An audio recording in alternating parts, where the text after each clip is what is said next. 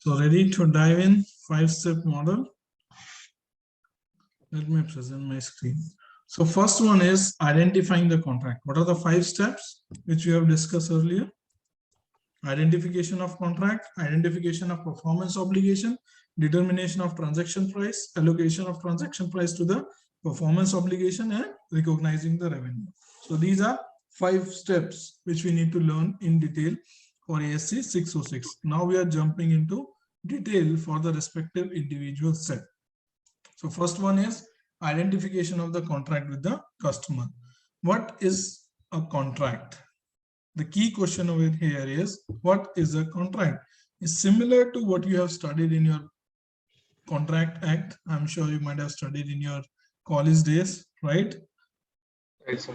Remember, like, what is that? Like, there should be an offer and there should be an acceptance to that offer, right? Right. Then that offer and acceptance to that offer will make a contract, right? But the party should be competent to enter into an agreement. What are the parties? The party should be competent. What are the party not competent? Do you remember from your college days? Which parties are considered as not competent to enter into an agreement? Do you remember? Minors. Minors are competent to enter into an agreement. So, Hello? Can you hear me? Hanji, sir. What are the parties which are not competent to enter into an agreement? Any idea? Nice, sir. Minors, incense, mind, right? Do you remember from the Contract Act, which you have studied in your college days? So same thing applies here. Third is free consent. What is free consent? Any idea? Free consent means well, it should not be forceful. Yeah, no undue influence, right? Influence. What is undue influence? Yes. What is undue influence? Undue influence is like it should be an arm's length transaction without any, without forcing any party to enter into a contract. Yeah. So what is presumed generally to be in influence? Influence is like जैसे कि अगर company के perspective से देखें तो जैसे अगर कोई सीईओ है उसके इन्फ्लुएंस में आकर के आप उसके जान पहचान वाले को दे रहे हैं बिजनेस, ठीक है, so that will be influenced business, ठीक है. और जो बिजनेस कस्टमरी प्रैक्टिस आप फॉलो कर रहे हैं उसके अंदर आप मार्केट में, ओपन मार्केट में किसी से कॉन्ट्रैक्ट करते हैं at arm's length transaction, that will be your free consent. Yeah, same way like in family, like parents have generally influence on their kids, right? Same way in job, like employer have influence on the employee, like in classroom, like teacher has influence on the student, right? So these are generally like influential position. Same way like maybe political party may have undue influence over many corporates as well, right? And maybe like gangster, maybe on the gunpoint, they can influence you to do certain act which you are not comfortable doing it, right? So there should be a free consent to enter into a agreement. Enforceable right and obligation. What is enforceable right and obligation? You have a right to receive certain thing and you have an obligation to make payments. For example, let's say you entered into an agreement to purchase a property, right? For let's say $100,000. So for that you have given, let's say, $10,000 advance, and for $90,000 you are saying, give me 60 days credit, right? So you both party have entered into an agreement, and the seller has received $10,000 advance from you and agree to give you the delivery of the property after 60 days on your payment of rest of the $90,000, right? After 60 days, you have a right to receive that property by making a payment of $90,000. The seller cannot back out. right? You have a legal right to enforce it. Make sense? जी ठीक है.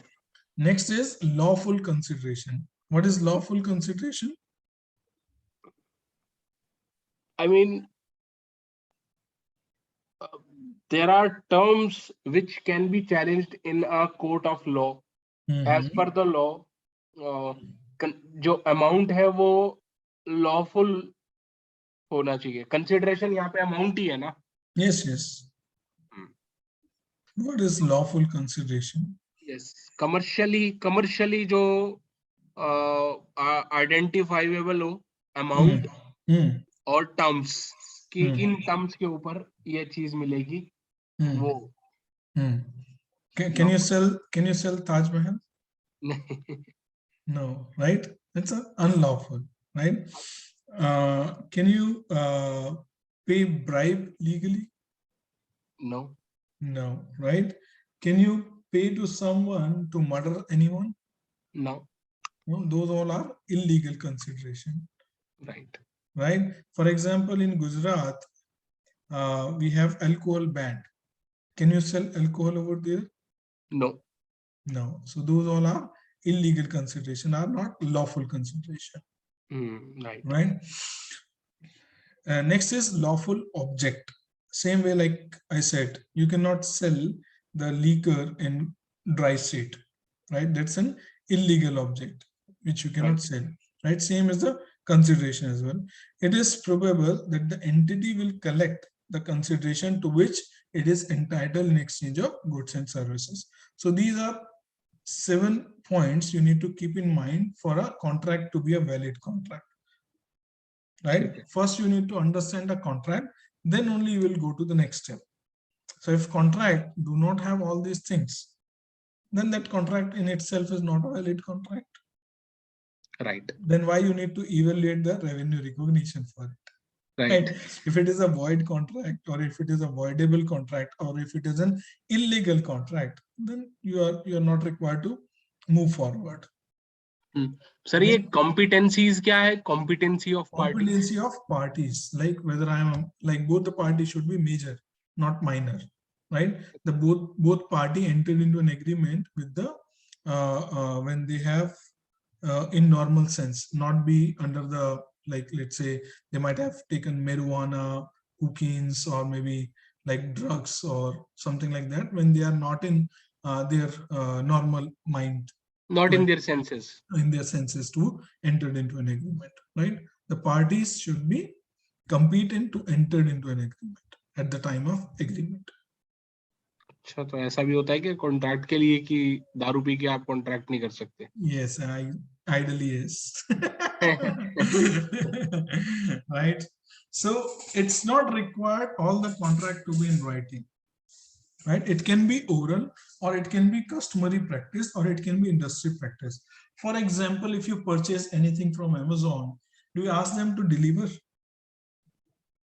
Amazon को order किया तो घर पे आ ही जाएगा. That's an industry practice, right? That's वहाँ पे भी आप एक कॉन्ट्रैक्ट में एंटर करते हो?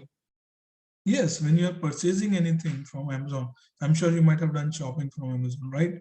Yes. So what do? You select the respective item which you want to purchase and go to add to cart and then make the payment, and then after 3 to 5 days, it comes and deliver at your home.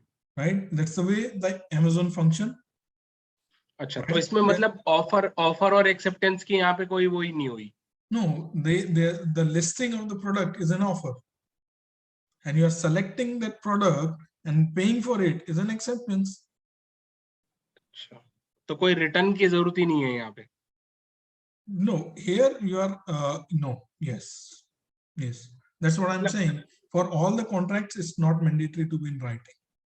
When you go to McDonald's, do you give them in a writing that give me a McVeggie?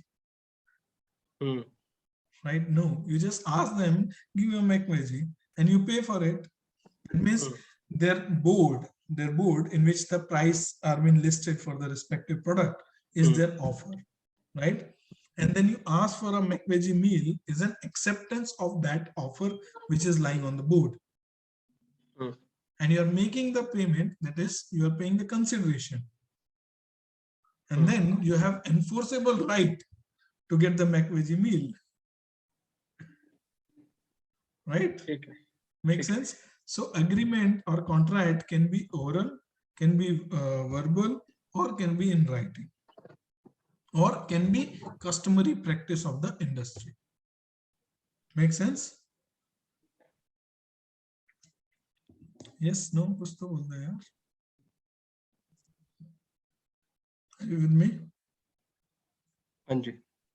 So next thing is, first we understood contract. There should be a valid contract or legal contract.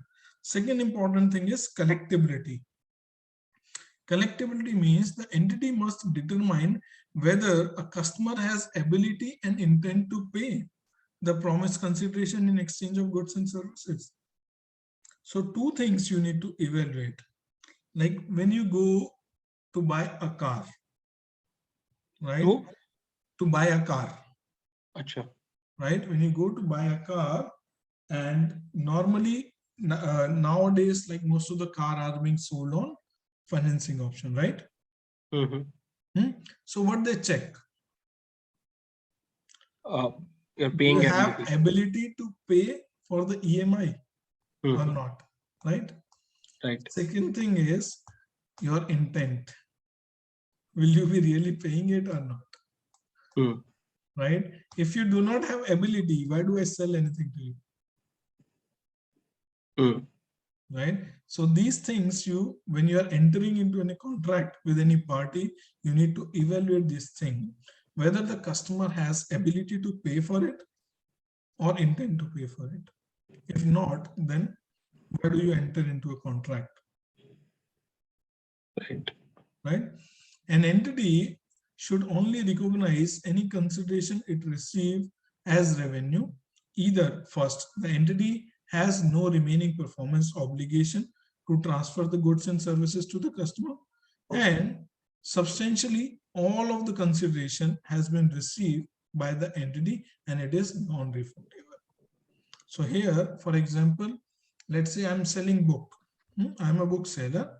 Aniket came to me. He said, Kamal, I need this CPA audit book, CPA accounts book, FAR book, right? And I'll say this is for $100. And you paid me $100 and I paid you and I given you the book, right? So what is happening over here? After giving you the book, I do not have any remaining liability for you. So I can recognize that $100 as a revenue for me. Make sense? But let's say I'll give you a warranty. I'll give you a warranty. If you found the book is or maybe wear and tear inside, then you can come and replace that book. Right? But principally, I have given you the fresh book and I know like this book is a completely fresh. You're not coming back to me for the replacement. So in that case, I have substantially delivered all my obligation and I have received the amount which is non-refundable. So I can recognize my revenue. Or the agreement has been terminated and the consideration is non-refundable. For example, for example, you entered into a tender agreement with the government authority. Let's say with state government, they have issued a tender. They have issued a tender, and for submission of the tender, the fees for tender is, let's say, $100 each for the respective tender, and you have applied for the tender, and the tender fees is generally non-refundable, right? And you did not got the tender, and the amount is non-refundable. So that state government will recognize the revenue because the money is non-refundable. Right? Same way like how in India people sit for different exams, right? Those fees are non-refundable, right? They sit for exam. If they pass, then only they will go to the next level for the interviews or something like this, especially like UPSC exam, if you think. kind of arrangement in which the agreement is terminated and amount is non-refundable, you can recognize the revenue for the non-refundable amount. Like for example, like when you entered into an agreement to buy a ticket from airline. So there you will see there are two kind of ticket, refundable ticket and non-refundable ticket. Right? Have you seen those? So when you click for a non-refundable ticket, then whether you are canceling that agreement in future, you will not get any refund. Right. So those airlines will consider that as a revenue as and when you book the ticket, because they have no obligation to pay you back. Right. Next one is a note over here. An entity should recognize any consideration received from the customer as a liability until all of the above criteria are met. So for example, if you have received the money from customer, but you have not delivered yet, so it is an advance from customer. It is not revenue. Right? For example, let's say you are a builder. I have given you an order to build a 10-story building for me on the respective location, and we agreed for amount of $400,000, and for that I have given you $50,000 advance to start. Right? So this advance is liability in your account unless and until you will deliver the respective units to me. Right. So any amount which you have received from the customer is not always be a revenue unless and until you have delivered the respective performance obligation, you have delivered the respective goods and services for that money. Right? So example here, like insurance premium.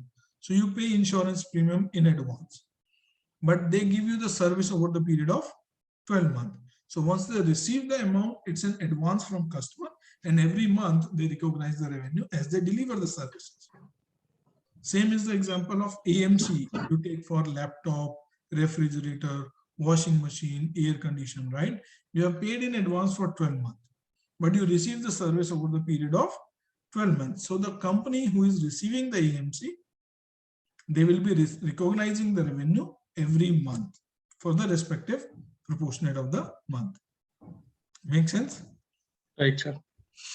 Okay, so now coming to the journal entry, right? People get confused like how this revenue need to be accounted for. First, for example, you are, have you heard about roadside assistance for the cars? Yes. Have you taken roadside assistance? No, sir, never. Never. Have you taken car insurance? Yes, car insurance. Car insurance, yes. So you have paid car insurance, let's say $1,000 to the insurance company. Let's say $1,200 to insurance company. So how that insurance company will be recognizing in their account? Cash account debit to advance from customer. $1,200 at the time of receipt of money. Right? And every month they will be recognizing $100. So what journal entry they will be making? Account receivable debit to sales. So $100 sales in each month. Right. And then adjustment of advance to the account receivable. So that is advance from customer account debit. That means you are reducing the liability and you are reducing the account receivable for the amount you have already received, because cash you have already received. So this would be the journal entry. Make sense? Right, sir. So this is about the what is contract and collectibility. Now we are jumping into the next concept, which is called portfolio approach, for which you were discussing last time. Portfolio approach generally adopt when there is a homogeneous activity. Like last time we discussed about mobile network service providing company, AT&T example, right? Same way like courier agency, laptop AMC, refrigerator AMC, roadside assistance, right? So these are the company who provide similar nature of services to the different customer at a similar price rate which they have agreed for the services. So rather than evaluating each and individual contract, it's better to evaluate one master contract and understand the terms and recognize the revenue for the entire portfolio accordingly. Instead of considering and evaluating each contract for the individual, entity can take a portfolio approach to recognize the revenue either at point in time or over the period of time, right?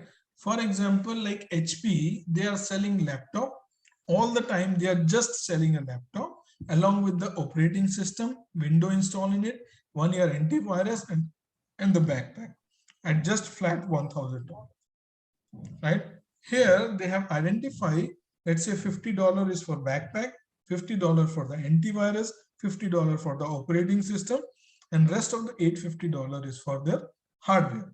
So for $850, they will be recognizing revenue at the time of sale, and for rest of the $150, they will be recognizing over the period of 12 months. Okay. Right? An entity may apply revenue recognition guidance to the portfolio contract with the similar characteristics if the entity reasonably expect that the effect on the financial statement of applying the guidance to the individual contract within the portfolio. So if company expect applying the portfolio approach is more effective and efficient and will not mislead the financial statement, it's better to use the portfolio approach. This is what the portfolio approach is. Fourth thing is combining contracts. Combining contracts. When you are combining two or more contracts and analyzing those contracts together. So when can you combine the contract?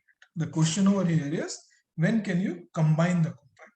When two contracts are entered into same time or near about the same time between the same party or the related party. Two things you need to keep in mind: same time or near about the same time, with same party or with the related parties. Then only those contracts you can combine together, and if they have negotiated together.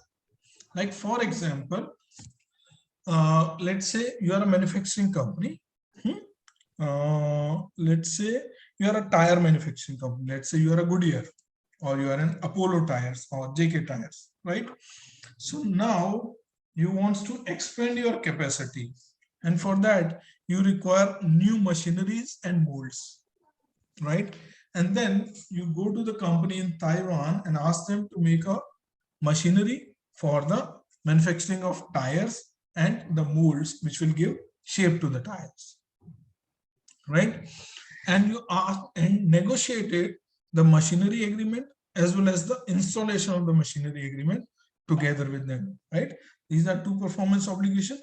One is supply of machinery, second is installation of the machinery. Make sense? But you have negotiated machinery and installation price together. So now you can combine these two contracts together. Make sense? अच्छा, ठीक है. Right? Second example could be, let's say you went to the Airtel store, right? And you asked them, you took like a broadband connection, you took mobile connection and telephone connection and bundled together all these and negotiated together for a price. But in generally, like Airtel might be a very standard pricing. Let's take another example. You are, let's say you are getting into new home, right? And for that you need some electronic item like air conditioner, refrigerator, television, washing machine, and everything. And you went to like a store, like let's say D-Mart or maybe like a Reliance Mart or any such Best Buy, those kind of store, right? And there you met with the salesperson and you said, I need a washing machine, I need 2 TV, I need 4 ACs, right? And they come up with you like these are the price list for the respective item you selected, and then you will negotiate with them together, right? Let's say the total lump sum amount which they are coming up is $5,000, right? When you are purchasing something for $5,000, you will definitely ask for discount, right? There, let's say you negotiated all these things together and agreed for a $4,000 amount, right? Then all this contract, even though are individual, supply of washing machine, supply of TV, supply of refrigerator, supply of AC, supply of music system, right? Even though they all are separate agreement, but as you have negotiated together, you can combine all these contracts together. Make sense? Contract combined यहाँ पे मेरे को थोड़ा मतलब कैसे हो जाएगा? Like say you went to an electronic shop, right? हाँ. You want to buy 5 things. You want to buy, let's say, 4 AC. You want to buy 2 television. You want to buy a refrigerator, right? And you want to buy a music system. Let's say these 4 items you want to buy for new home. So you went to the electronic shop. It's your choice. You can buy individually all these things. But what you will do to negotiate better? Right. As a normal business tendency, you will say, I'm buying these 10 items from you for $5,000 the worth sales price, but I want a deal, right? I want a discount for it. And then you negotiate all these 10 items together, right? When all these 10 items together you have negotiated, you can combine all these 10 item individual contracts as a combined contract. Okay. Make sense? So this is what the combination of contract is. An entity should combine 2 or more contract entered into at or near the same time with the same customer and the related parties. For example, you husband and wife went together to do the shopping, and you went to the shop, like for the electronic shop, you shop for, let's say, refrigerator, AC and television and music system. And let's say your wife, she shop like what you call oven, right? And she shop, let's say, few items for the kitchens and grocery, right? So both of you are related party. Now when you are going to the sales team, you will say like, these all items we want to buy, and you can negotiate those all items together, right? That's what it means, is near the same time with the same customer or the related parties of the customer, and account for the contract as a single contract if one or more of the following criteria are met. First criteria is the contract are negotiated as a package deal with the commercial objective, right? Second important thing is amount of consideration to be paid in one contract depend on the price or performance of the other contract. Let's say, for example, you are buying 4 AC, 2 television, 1 refrigerator, and a 1 music system, right? You make a deal, the total amount comes as a $5,000. And you want like the refrigerator should be in $500. You want AC to be in $500 each. You want this to be in like $300 each, right? If someone says like, I can give you discount on washing machine and refrigerator, but I may not be able to give you discount on air conditioner, then you may not probably go. You will go to other store. Will be giving you the discount on all the items or more the discount, right? So here price of one is dependent on the other. Like for example, machinery and installation. If you buy the machinery, then only you will install it, right? If you're not happy with the price of the machinery, then why do you go for a installation agreement? So here price of the machinery are price of the installation are dependent on the price of machinery.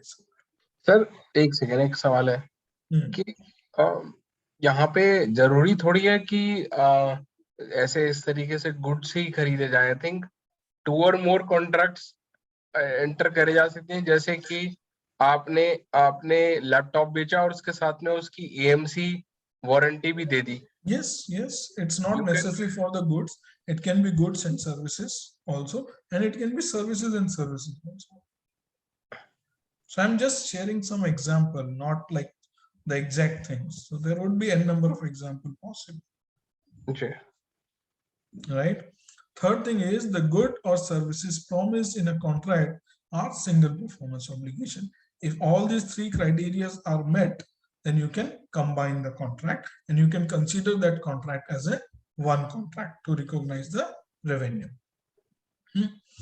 Example is flat on rent with the maintenance contract, right? You have taken a flat and it comes along with the AMC. Generally, let's say in high-rising building, when you take a flat on rent, you need to pay the AMC for that as well, right? These are 2 contracts, but are interdependent and interrelated on each other. Same way like laptop with operating system, equipment with installation services, right? Make sense? Right, sir. So one contract price may have impact on another contract price. The better evaluate and identify the appropriate transaction price to the individual performance obligation. So last concept is the contract modification.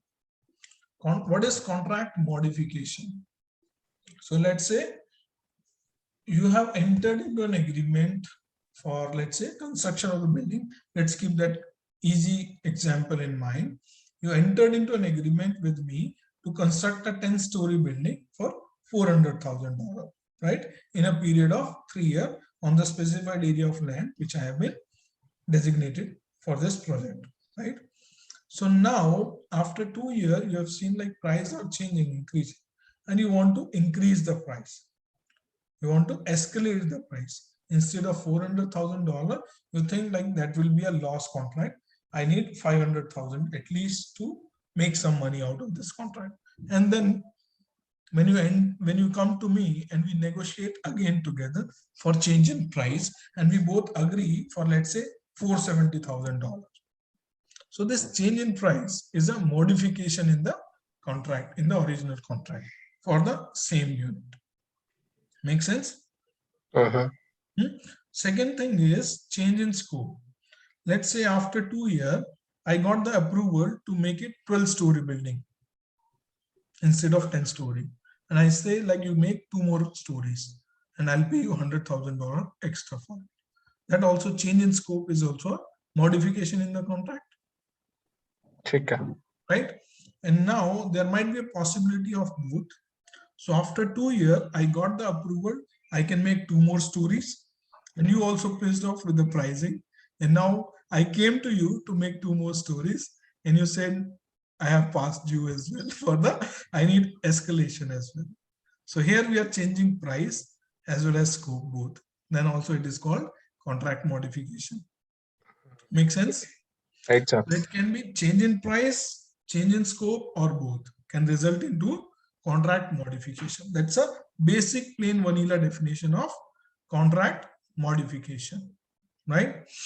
Example of scope change: original contract to construct a building X and Y after completing the and Y after completing of X parties agree to construct the building Z in place of Y. So that's like change in scope, which we have discussed. Change in price also we have discussed on inflation. Both also we have discussed. We have discussed all these 3 examples.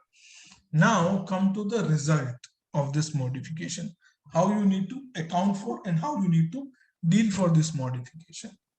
So one thing is possible, like any change or any modification in the contract may result into a termination of old contract and entering into altogether a new contract.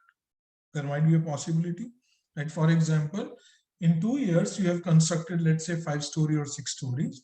Now I want to build like instead of 10-story, 12-story, but I want to change the look and feel, interior and exterior as well, right? So in this case, we will terminate the original contract and we will enter into a new contract with a fresh new layout. Right? There might be a possibility. Right. That is called termination of the existing contract and creation of the new contract. So there might be a, like for example, initially I have given you, let's say, to supply me 10,000 books, sorry, 100 books at $10 each for $1,000. And after 15 days, I said, give me 1,500 books instead of 1,000 books. Sorry, 150 books instead of 100 books, right? So I have added into the contract, right? So this modification may result into 2 contracts. One is the original contract of 100 books and then additional contract of 50 books. That is called separate contract. Makes sense? So if you look at left-hand side, separate contract, that is addition to the existing contract. The scope of the contract increase because of the additional promised goods and services that are distinct from each other. Second is standalone selling prices available for each additional promised goods and services. In that case of scenario, you will consider modification as a separate contract. Look at first let's complete the example. Initial contract is to supply laptop, and addition, I said I am ready to enter into an AMC agreement as well. So the AMC of the laptop will be a separate contract, right? So initially we agree to purchase a car, and later on I am ready to buy extended warranty. So that extended warranty is a separate contract. Make sense? So generally when you buy a car, so initial 3 months, they give you an offer for a discounted price for the extended warranty. And you can buy the extended warranty in any of the 90 days after the purchase of your car at the same price, right? And after 2 months, I decided to purchase the extended warranty. So that extended warranty is a new contract for me. Now coming to the right hand side, which is termination of the existing contract and creation of new contract, which we discussed, right? Treat this as a part of the existing contract, or treat this as a part of the existing contract. So for example, development of software with initial blueprint. So generally, if you see like software development, it's a tricky work, right? So initially we think something else, but when we enter into an execution, it takes us to the different tangent, and when finally we reach to the conclusion, we reach somewhere else altogether. Right? So this is normal nature of like development of the software things, right? So here, like development of software with initial blueprint, and in middle of the project, you renegotiated for change in configuration and expansion of the scope to better use the developed software. Right. So that is called termination of existing contract and creation of the new contract, or it can be treated as an extension to the original contract. मतलब एक separate contract हो जाएगा जो उसको extension माना जाएगा उसका. Yes. ठीक है. या तो पहले वाले को बिल्कुल ही टर्मिनेट कर दो, कैंसिल, और नया बनेगा, या फिर एक एडिशनल बन जाएगा कॉन्ट्रैक्ट जो it's ad hoc to that initial contract, right sir? Yes. Addendum to the original contract, which we call generally, right? ठीक है. So here we are done with step 1, which is identification of contract. Right? Any doubts so far? No, sir. What is contract? What is collectibility? What is portfolio approach? What is combination of contract? Right? What is contract modification and result of contract modification? Right. So we are done with step 1 of the ASC 606. Right? Now we are jumping into the step 2, which is identifying the performance obligation. So now you have identified a valid contract. Second step is in that contract identification of the performance obligation. What all are the deliverables from your side? Performance obligations are the promise in the contract with the customer to transfer to the customer either goods or services or both. Right? And each goods and services is an distinct or a series of distinct goods and services. So there's one more terminology here is series of distinct goods and services. What is that series of distinct goods and services? For example, I'm a digital marketing agency and you are a startup. So both of us has entered into an arrangement, and I will be providing you digital marketing services over the period of time, right? So I'll be providing you series of services. That means every month I'll be doing, like, say, creating a post for you, doing social media management, right? Google accounts, your analyticals, your you can say promotions, your campaigns, right? So series of services I'll be providing you over the period of time. Till that we have entered into an agreement for an agreed price.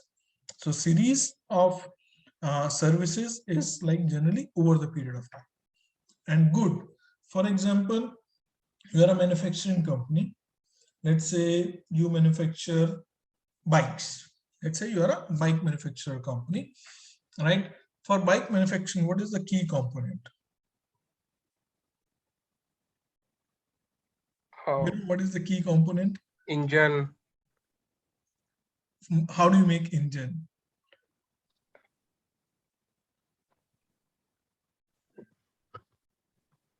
Key component of the bike.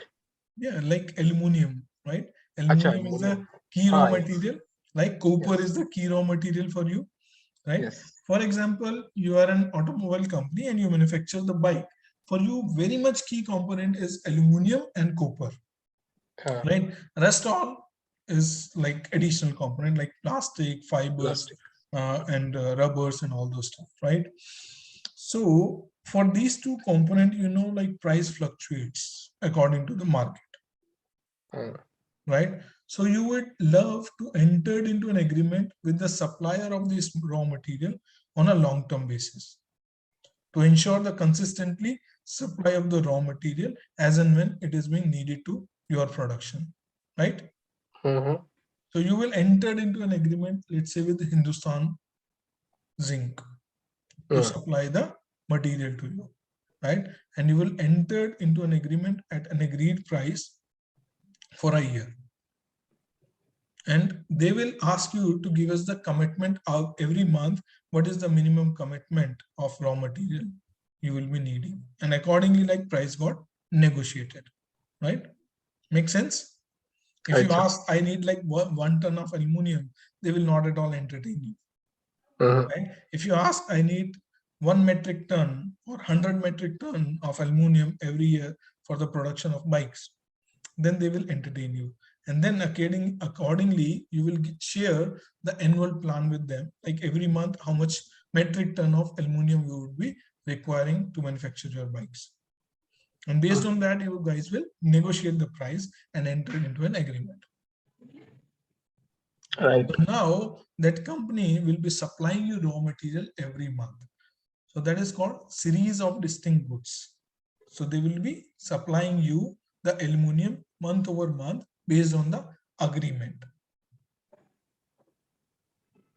Okay. Make sense? What is series of goods and what is series of services?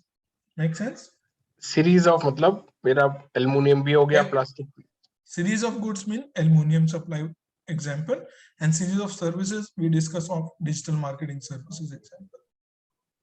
अच्छा, मतलब series मतलब in a continuation for continuation, yes. ठीक है. Like for example, you have contractors who provide you contractual labor, right? But with them, you negotiate the price based on your expected commitments for the period, generally for a year or 2 years or 3 years. मतलब वो goods और services same होंगी, लेकिन वो series होंगी एक उसकी. No, it can be good, it can be services, or it can be both. Yeah, मतलब but वो same ही होंगी ना sir? But same, yes, same things, period over period. ठीक. That is called series of goods and services that are substantially same and that have same pattern to transfer to the customer. Next line is performance obligation is satisfied and revenue is recognized when the customer obtain the control.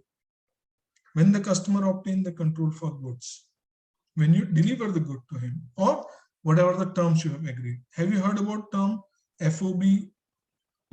Yes. Have you heard about the term shipment? FOB, yes. Shipment, right? So in FOB terms, FOB at port. So when you deliver the material at port, that means your responsibility is over, and from here onward, it's being customer good. Right. So you will be recognizing the revenue as and when you deliver to the port. When the terms are FOB shipment, then it has to be shipped to the customer place. So once the material is being received to the customer place and customer will give you the receiving, then only you will be recognizing the revenue. Right? Make sense? Right. Performance obligation is satisfied and revenue is recognized when the customer obtains the control of goods and services. This is usually on time of delivery. What is control? Control is defined as the ability. Control is defined as the ability. Here we have discussed like customer obtain the control. Then only you will recognize the revenue. What is control actually? When customer has the authority to direct the use of that material and obtain substantially all the remaining benefit from that particular good and services, then that goods and services is called in the custody or in the control of the customer, right?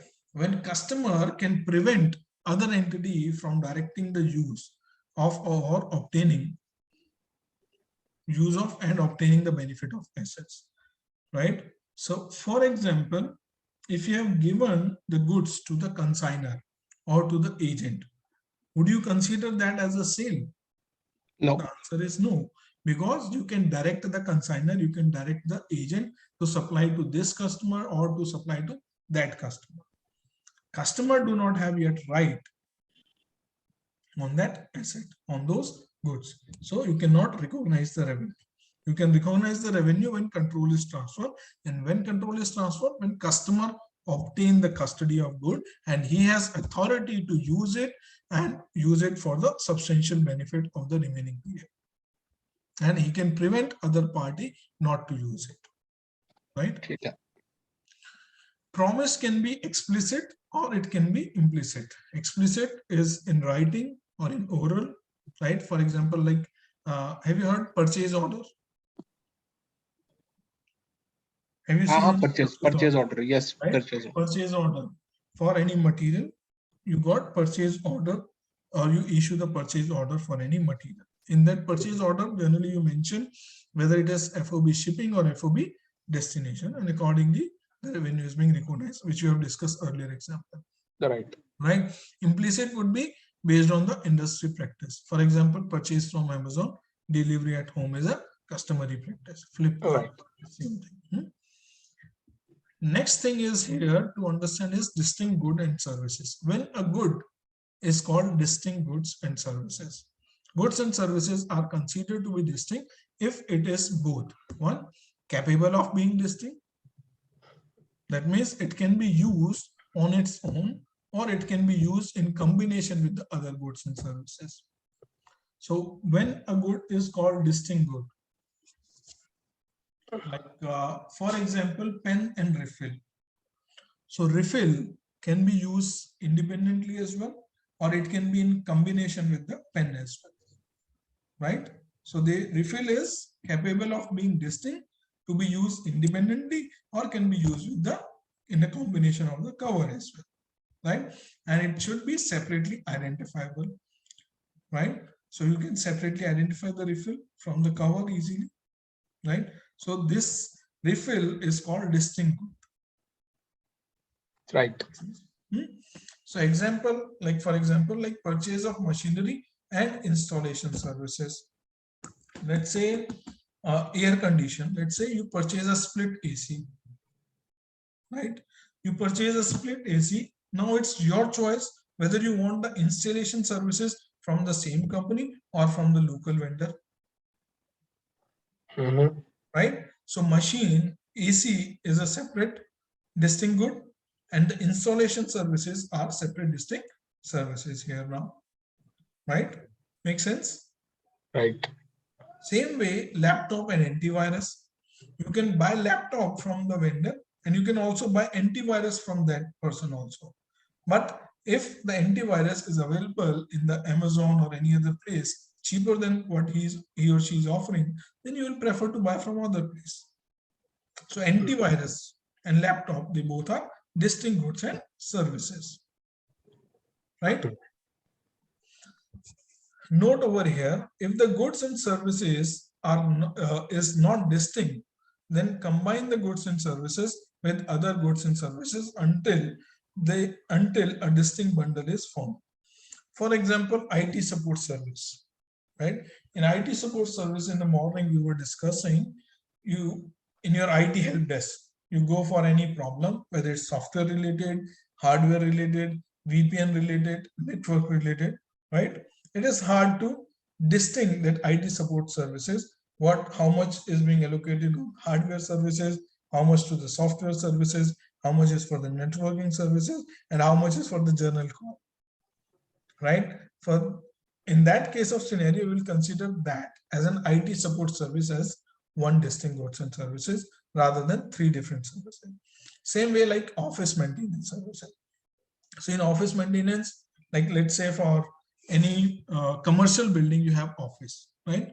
And there is some office maintenance contract you might have given to any party, right? What all services they will be providing you? The cleaning up of the office, plumbing service, firefighting services, right? And other related services. They are all providing, they are available 24/7 to your office. But you cannot bifurcate these services because these are on demand basis or need basis, right? So then it is clubbed together, is considered as one service, which is called office maintenance service. Make sense? Right. Cool. Sir एक minute ऊपर एक point था, एक second. यहाँ पे जो ये लिख रहे हैं, however if added hardware support, then that is distinct performance obligation. Once again, IT support service in which office software plus hardware, consider all software support as one performance obligation, including window issue, network issue, VPN issue. However, if added hardware support, then it is a distinct performance obligation. So it can be looked at in different contexts. For example, you have IT support team, right? And you purchase all the laptop, let's say from Dell. So what this IT support team will do, they will take all the hardware. For example, let's say you have problem in your charger.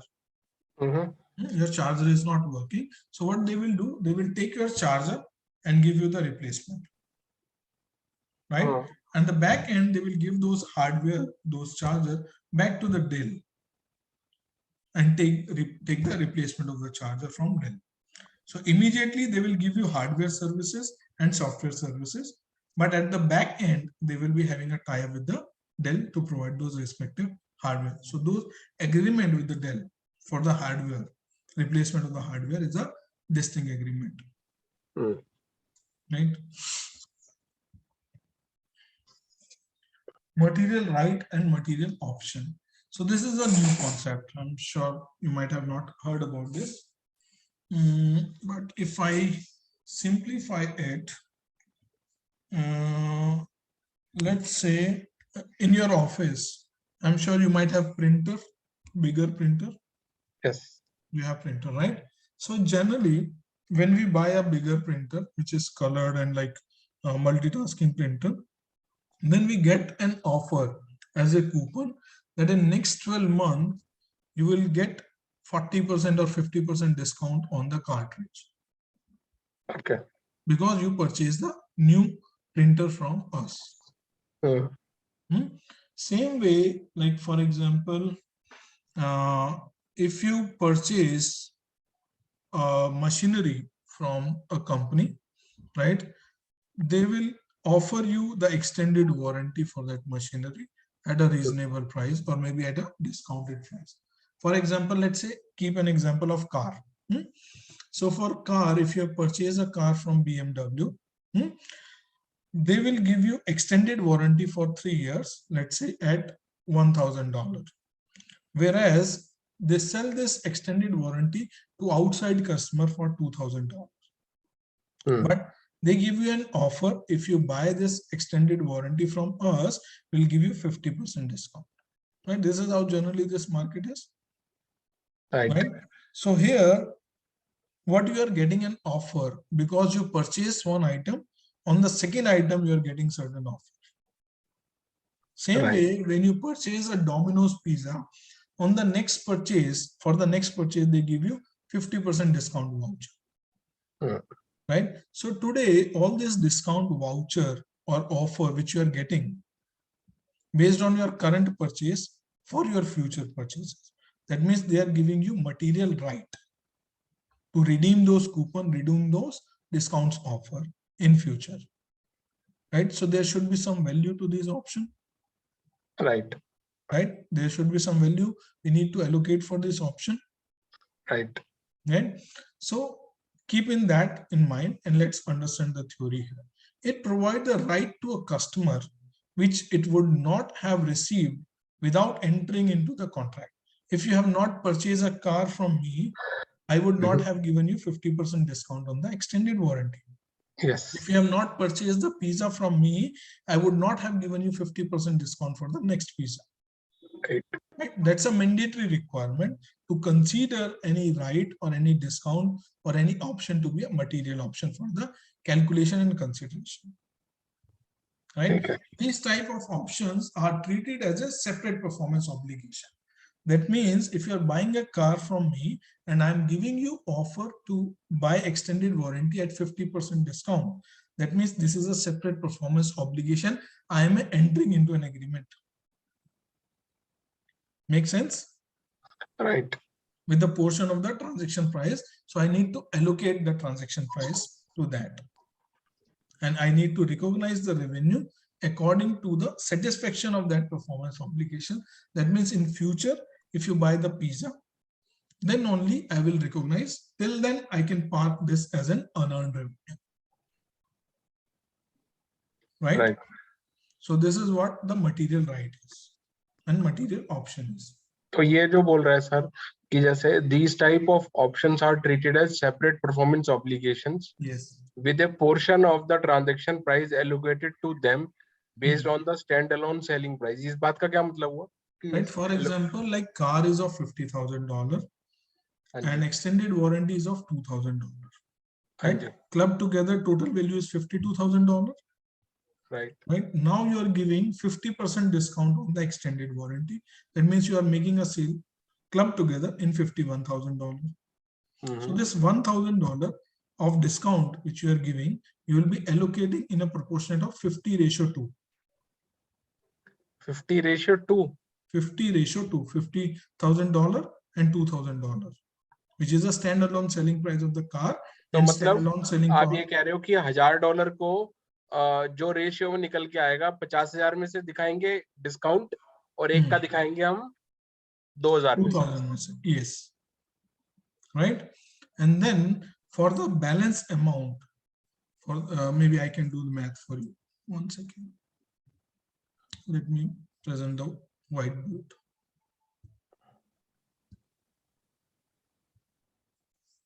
Can you see my whiteboard? Yes. So here, let's say the car you have for $50,000 and extended warranty market price is, let's say, $2,000, and this club together we have sold for $51,000, and you have given customer discount of $1,000 on this extended warranty. Right? Makes sense? So far so good. Now you have given a $1,000 discount. This discount you need to allocate on these two. So how do you allocate on 50,000 and 1,000? Let's say 1,000 multiplied by 50 divided by 52. Right? So can you do the math for me? 50 divided by 52 multiplied by 1,000. How much is it? 50. एक second sir 50,000 को 2,000 में करेंगे ना आपने ये क्या समझाने का 50,000 divided by 52,000 total value is how much 52,000. अच्छा 52. This proportional you will allocate to sale of car. नहीं एक सेकंड 50 into 2 नहीं करेंगे 50:2 नहीं करेंगे ratio. But how do you do the math? 50:2. How do you calculate the amount allocated to 50,000 and 2,000? You will do this math, right?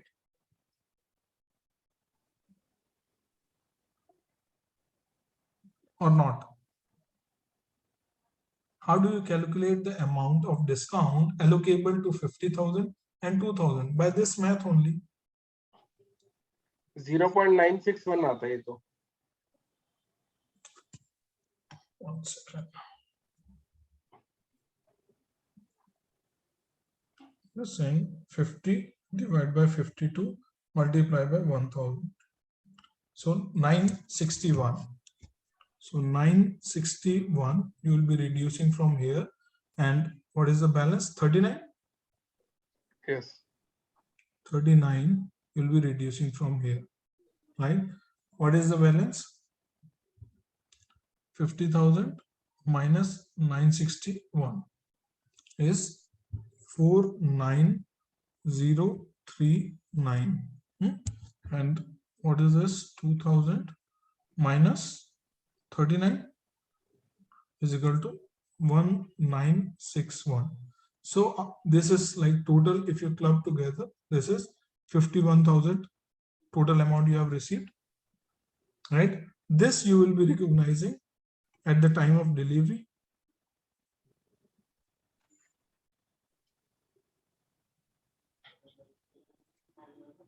Right? This amount you will be recognizing revenue at the time of delivery, and this is extended warranty, will be recognized over the warranty period.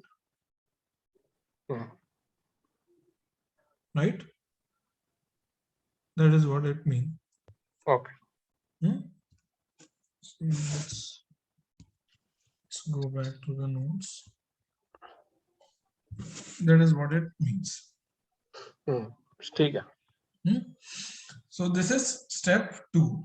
Now jumping into step 3, which is a transaction price.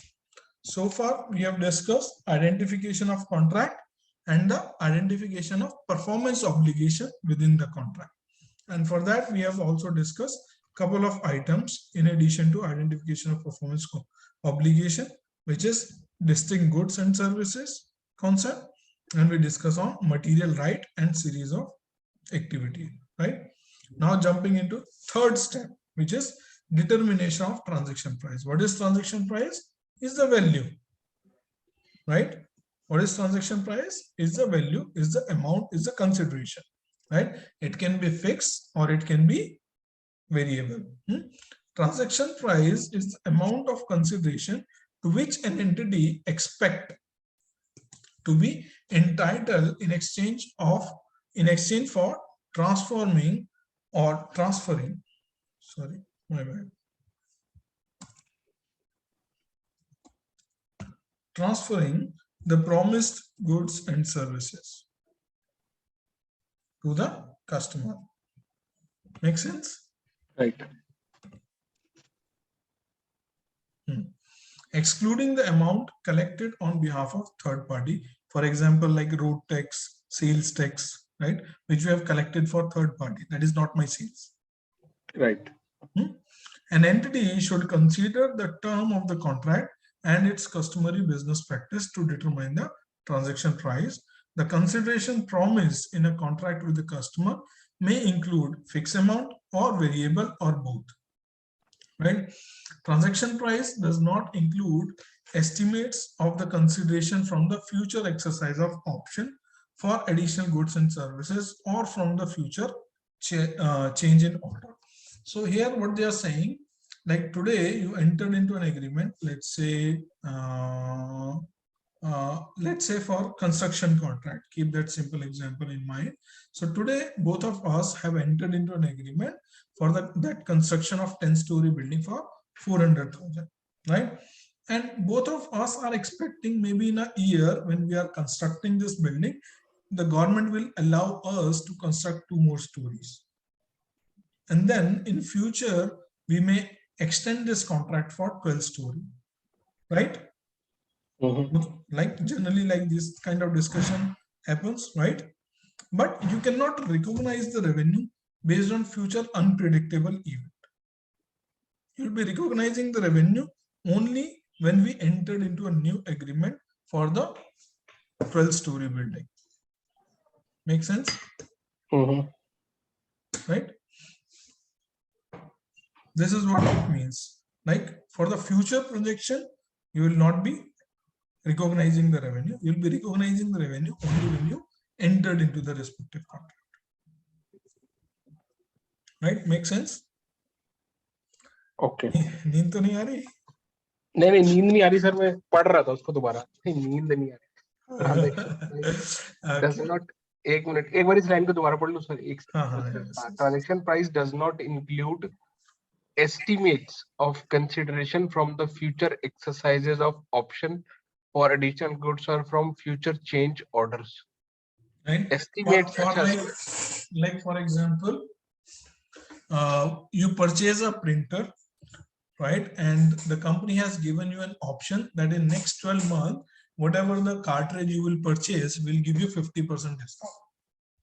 So company can recognize the performance obligation and allocate the amount from the revenue they have received upfront for that performance obligation, which they expect to be delivered in future with the 50% discount. But they cannot recognize the revenue for, let's say, 10 cartridge you might be purchasing from us in future.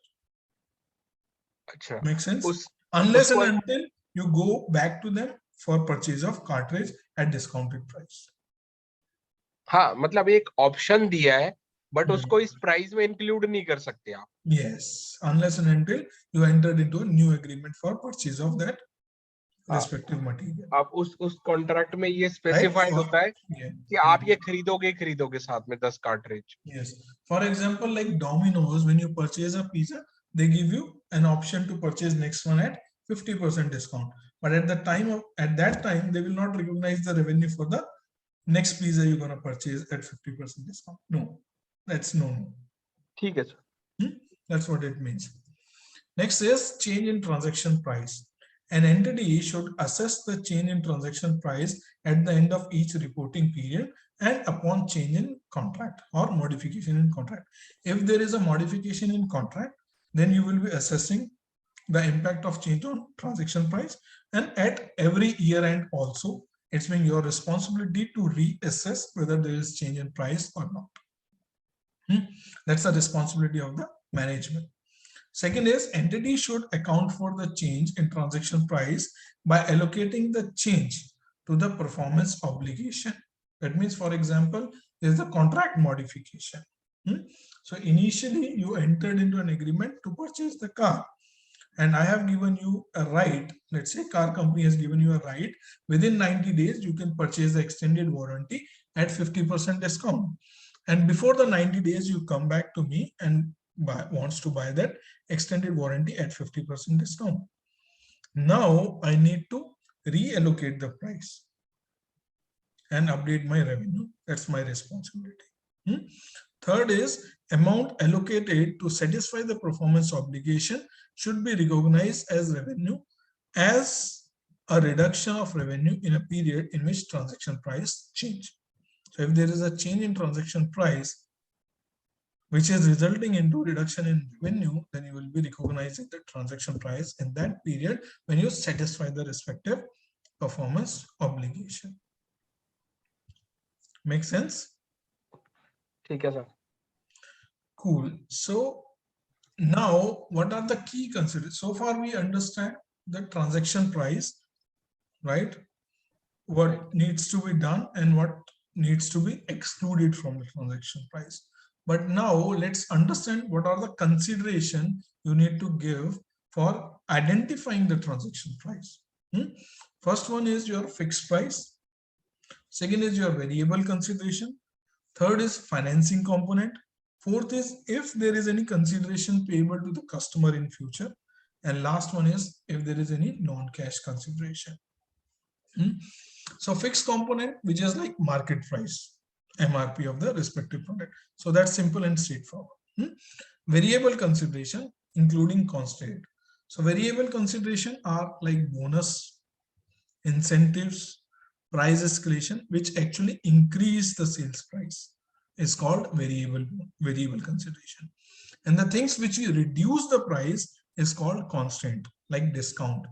Let's say early bird discount, cash discount, collection discounts, rebates, penalty, trade discounts, right? Or refunds to the customer. So those things which are reducing your sales value is called constant. The amount of variable consideration, including the constant, should be estimated by using either of the following method. First is expected value method, and second is most likely method.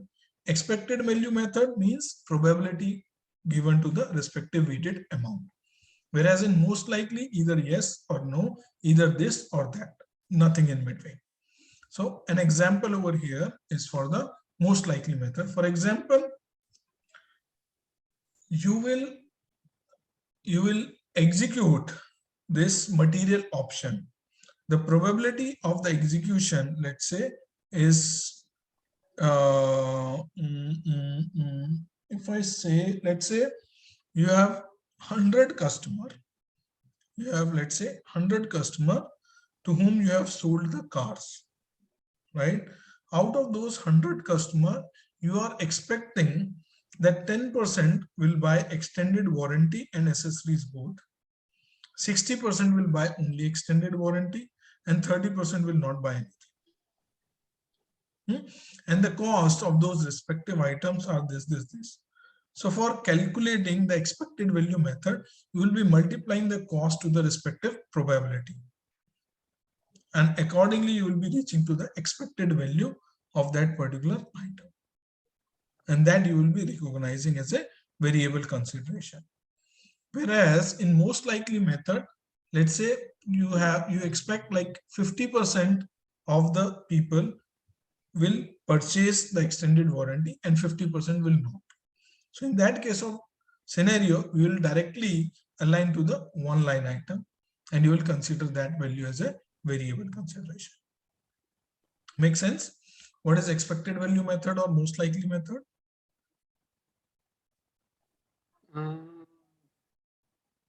Okay अच्छा, उसका सम वहां पे 127 है और most likely मतलब जो ज्यादा जिसके होने के चांसेस हैं। Yes, the 60%. This one. तो ये प्रोबेबिलिटी किस चीज की है? Probability to consume or probability to avail or probability to pay for extra pricing for, let's say, AMC, extended warranty, insurance in case of sale of car. Right? मतलब इसमें 60% probability है that people will take extended warranty. अगर $120 हम cost रखते हैं उसकी तो। Yes, extended warranty cost. Yes, price. अच्छा, एक्सटेंडेड वारंटी का प्राइस है ये 100, 120 और 150। अच्छा, तो यहाँ पे ये डिटरमाइन कर रहे हैं कि कौन सा प्राइस होगा वो लेना चाहिए। किसके लिए? अपनी बुक कीपिंग के लिए। Yes, accounting. Yes, for accounting purpose. All we are studying in accounts is for accounting purpose only.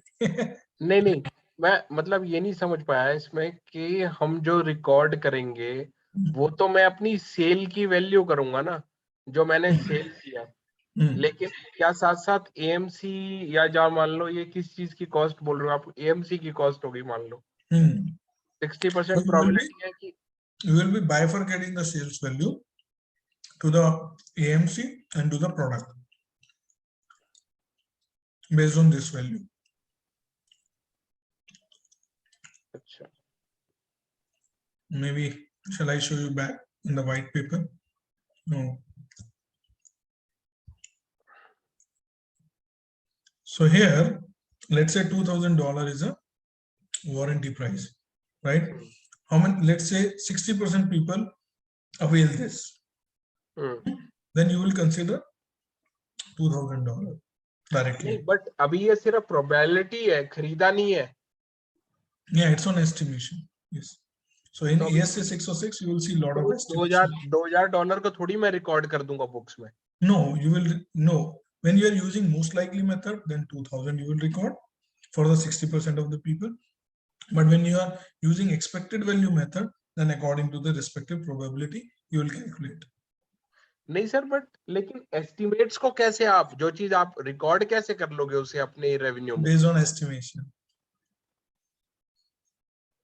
Let's say warranty claims. Let's say warranty claims. How do you record warranty claims? Based on estimation only. Right.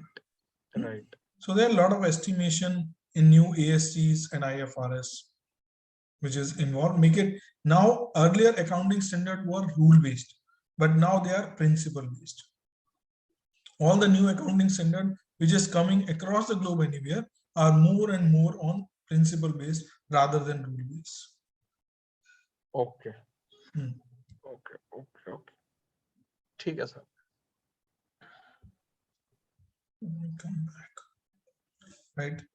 Second thing is significant financing component. financing component is time value of money, right? If it is in the normal credit period, 30 days, 60 days, whatever is your normal business cycle, then it is fine. If you are giving credit more than that, then you need to identify how much is the financing component in it, and you need to recognize that as interest income or interest expense separately. Right? Any explanation or example needed for this? Simple, straightforward, right? Consideration payable to the customer. So it includes the amount that that an entity. One second. That an entity pay to a customer in the form of cash, credit, or other items that customer can apply against the amount owed to the entity. So consideration payable to the customer is generally accounted for as a reduction in the transaction price, that is discount, gift voucher, reward points when you avail those reward points. Non-cash consideration like barter transaction. For example, like in newspaper, you are giving ad and the news channel, that respective newspaper is giving ad, right? So generally happen in news industry a lot, this barter transaction, right? So those all barter transactions are being measured at fair value. So how much you will be selling that respective ad to the other person, to the third person, at how much value, that is the fair value on which you will be recording those barter transactions. Make sense?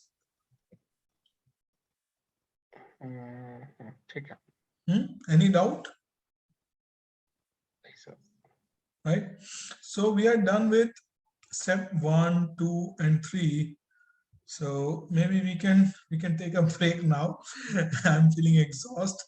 So we can continue with step 4 and other residual things in our next class to finish off ASC 606. And then we'll, right? So then we'll do some practice as well. ठीक है sir, बस just 5 minute और एक दो चीजें clear कर लेते हैं कि हम अप्रोच में क्या फॉलो करूं, इस मटेरियल को फॉलो करूं या माइल्स का बुक का फॉलो करूं? स्टडी तुम इससे करो. And once again let me stop recording.